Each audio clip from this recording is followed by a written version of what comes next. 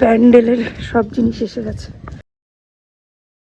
এই যে শামিয়ানা টাঙানো হচ্ছে, আচার আর ধনেপাতা আছে, একটা আচার এসছে, এত মুড়ি।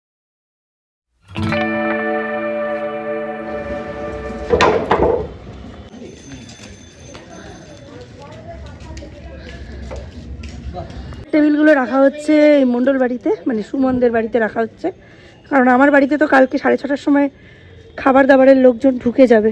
হ্যাঁ, যে একটু বলে দিও কোথায় রাখলে সুবিধা। না দেখো আবার বসলে ভেঙে ভুঙে যাবে না তো পুরো।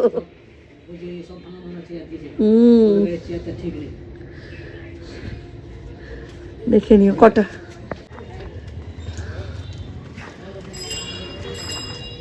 অনেকটা লম্বা পুরোটা। এটা কি মাথার ওপরে যেটা টাঙানো হবে? আচ্ছা,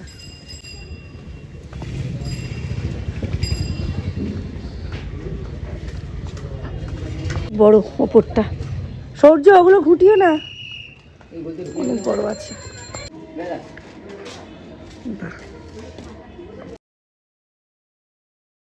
প্যান্ডেল করে বাঁশ টাস বেঁধে শামিয়ানাটা এখন টাঙিয়ে দেওয়া হবে। আর কার্পেটটা কালকে সকালবেলা, যে সন্টুদা দাঁড়িয়ে আছে সবাই দেখছে কিভাবে প্যান্ডেল হচ্ছে। আর সুস্মিতারা বললে এইটা ফাঁকা রাখার দরকার নেই, এই গেটটা ফাঁকা রাখার দরকার নেই, বললে আমরা ওটা দিয়েই যাতায়াত বেশি করি, এটা এই দুদিনের জন্য বন্ধ থাকলে অসুবিধা হবে না। ও দাদার বিয়ে লেগেছে, এই যে শামিয়ানা টাঙানো হচ্ছে। দেখতে দেখতে আমাদের পাড়া পিকনিকটা এসেই গেল।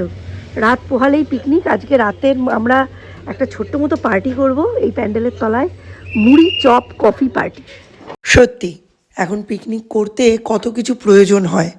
বাড়ি বাড়ি গিয়ে টাকা তুলতে হয়, ক্যাটারার বুক করতে হয়, কুকের সাথে কথা বলতে হয়, ডেকোরেটরসকে বুক করতে হয়, তার সাথে সাথে এই সমস্ত ঝামেলাগুলো তো লেগেই আছে। কোথায় কার্পেট পাততে হবে, কোথায় শামিয়ানা টাঙাতে হবে, এই সমস্ত। কিন্তু আগে আমাদের পিকনিকগুলো ঠিক কেমন ছিল বলো? কেউ চাল আনতো, কেউ ডাল আনতো, কেউ ডিম, কেউ তেল হলুদ নুন, আর কেউ আনতো আলু। ব্যাস, ডিমের ঝোল ডাল ভাত পিকনিক। কখনো কখনো ইটভাটার মধ্যে বেগুন ক্ষেত থেকে বেগুন তুলে গুজে দিতাম, আর তারপর ধনেপাতা কাঁচা লঙ্কা কাঁচা পেঁয়াজ দিয়ে বেগুন পোড়া মেখে মুড়ি দিয়ে হয়ে যেত পিকনিক।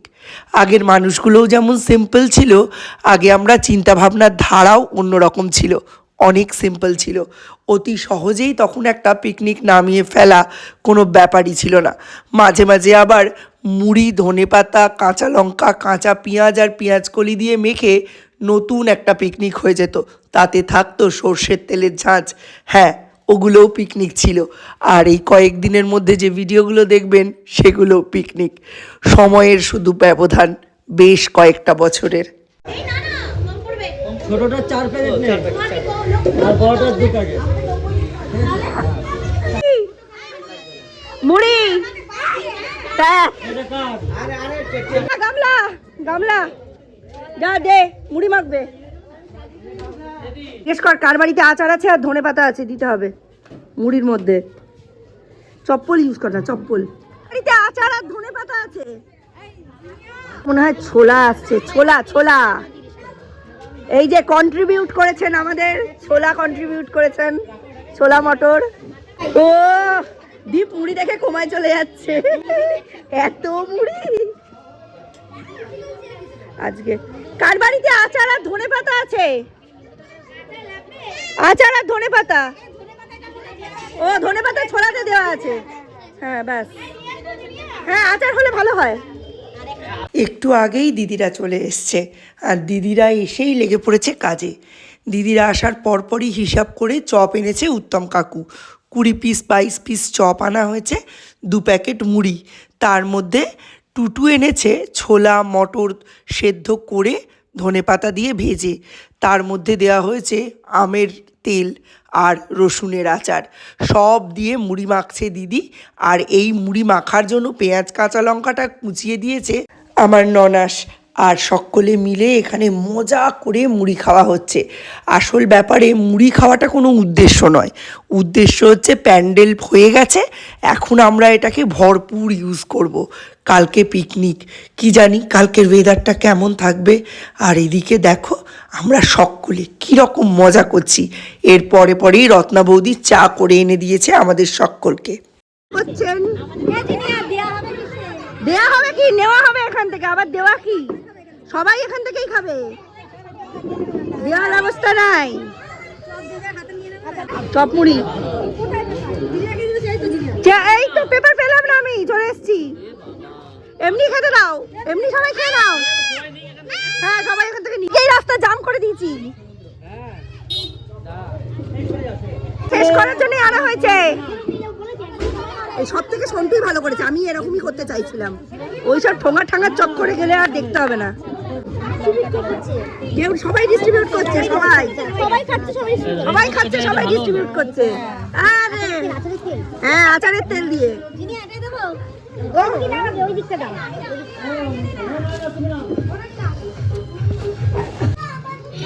এই যে ভালো বক্স চাইছি। চা চা চা চা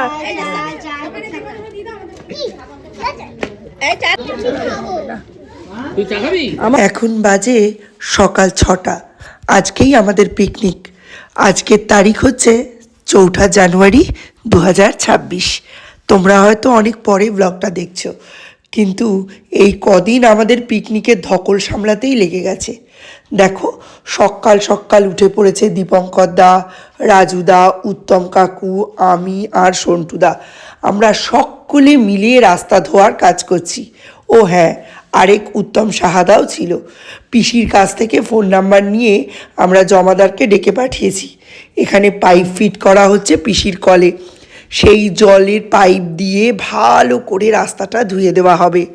রাত্রে আমরা কোনো কার্পেট পাতিনি, কারণ রাত্রে কার্পেট পাতলে অবলা প্রাণীগুলো অপকর্ম করে আমাদের পিকনিকটা মাটি করে দিতে পারে। আর এই সকালবেলা জল দিয়ে আমাদের রাস্তা ধুতে জীবন বেরিয়ে গেছে। এক ফোঁটা সূর্যের দেখা নেই, তার উপরে কনকনে উত্তুরে হাওয়া।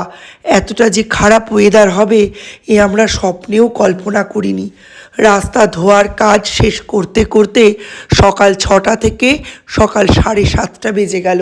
না শুকোলে তো এর ওপরে কোনো রকমভাবেই কার্পেট বা গালিচা কোনোটাই পাতা হবে না। যাই হোক, রাস্তা পরিষ্কার করে দিয়েছে, আর কমিটি থেকেই জমাদারের সমস্ত টাকাও পেমেন্ট করা হয়ে গেছে। এই রাস্তা পরিষ্কার করতে গিয়ে উত্তম কাকু, দীপঙ্কর দা এরা তো একেবারে পাইপ খুলে গিয়ে ভিজে জল হয়ে গেছে। যাই হোক, প্রচণ্ড ঠান্ডা পড়েছে। চলুন এবার আস্তে আস্তে পিকনিকটাকে এগিয়ে নিয়ে যাই। কালকেই এগুলো দিয়ে গেছে, 2টো ডাস্টবিন পিকনিকের 2টি প্রান্তে থাকবে। যে যার খাবার দাবার খাবে আর প্লেটগুলো ওইখানে নিয়ে গিয়ে ফেলবে। সেটাই এখন মিস্টার বিশ্বাস আর সন্টুদা মিলে ঠিক করছে। আর রাজুদা এনেছে এই নীল ড্রাম। না না, ভয় পাবেন না, রাজুদা নীল ড্রামটা নিয়ে এসেছে যাতে ওতে জল ভরে রাখা যায়। একটা জল ভরে রাখা হবে রান্নার লোকেদের জন্য, আর একটা জল ভরে রাখা হবে পাড়ার সমস্ত লোকের হাত ধোয়ার জন্য। জামাইবাবুকে কি করে আদর করছে দেখছেন? আমার জামাইবাবু মানে আমার ননাস এদের প্রচণ্ড প্রিয়, খুব জমাটি লোক ছিলেন এককালে, কিন্তু রিটায়ারমেন্টের পরে কি জানি কেন বড্ড চুপচাপ হয়ে গেছেন। এই মানসিক পরিবর্তনটা হয়তো অনেকেরই আসে, কিন্তু জামাইবাবুর ক্ষেত্রে সেটা আমরা বড্ড ফিল করছি। যাই হোক, কার্পেট পাতা হবে, তাই 2-1টা জায়গায় এমন এমন লোককে ঝাঁটা ধরতে দেখলাম যারা জীবনে বাড়িতে ঝাঁটা ধরে না। চলুন আজকের মতো ব্লগটা এখানেই শেষ করলাম। রাঁধুনিরা আর হেল্পাররা চলে এসেছে। এইবার ব্রেকফাস্টের তোড়জোড় শুরু করতে হবে। নিজেদেরও ফ্রেশ হয়ে একদম কার্পেট পেতে নামতে হবে কাজে। নতুন ব্লগে দেখা হবে।